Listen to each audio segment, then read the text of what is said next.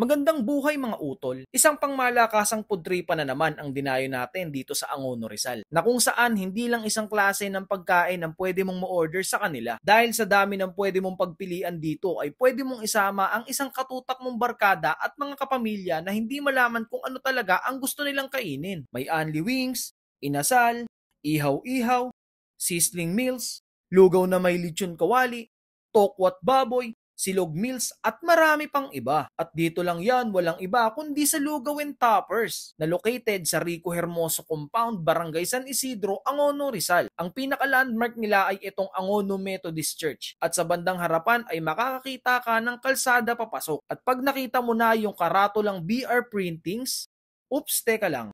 Shoutout pala sa ropa natin na nagmamay-ari ng BR Printings na si Utol Louie Villania. Pasukin mo lang hanggang dulo at matatagpuan mo na ang printing shop nila dyan. At yun, balik tayo dito. Dito sa dinayo nating pudtripan. Pag nakita mo na ang signage na yan, ay pasok ka lang ng bahagya at matatagpuan mo na ang Lugaw and Toppers. At kung nasa malayong lugar ka naman, ay tutulungan ka din ni Google para mahanap yan. Search mo lang Lugaw and Toppers at dadalin ka na dun kahit saang panig ka pa ng mundo. Ito ang mga menu ng pagkain na pwede mong ma-order dito. Post mo na lang banda dito para makita mo ng maayos, utol. Ang standard operating hours nila dito ay 3 p.m. to 12 midnight. Pero dahil sa kalagayan ng panahon ngayon ay nagkaroon sila ng adjustment sa schedule. Madadayo mo sila ng 6 p.m. to 2 a.m. daily. Pero pansamantalang schedule lang nila yan. At para sa mga update ay follow nyo na lang sila sa Facebook page nila. Habang naghihintay kami ng order namin ay parami ng parami ang mga tao. Sino ba naman kasi ang hindi gaganahang kumain dito dahil yung dining area pa lang nila ay nagtatawag na ng customer dahil sa vibes. At tingnan mo naman, utol, open ang kitchen nila. Pwedeng-pwede mong panoorin yung pagkain mo habang ginagawa para makasigurado kang maayos at malinis ang pagkaka-prepare nila dito. Almost 30 minutes ay dumating na din ang mga pagkain namin. Grabe naman. Talagang mouth-watering ang aabutin mo dito. Kaya wag na nating patagalin pa. Chibuga na! Unang tikim ko pa lang ay na-appreciate ko agad yung effort ng nagluto nito.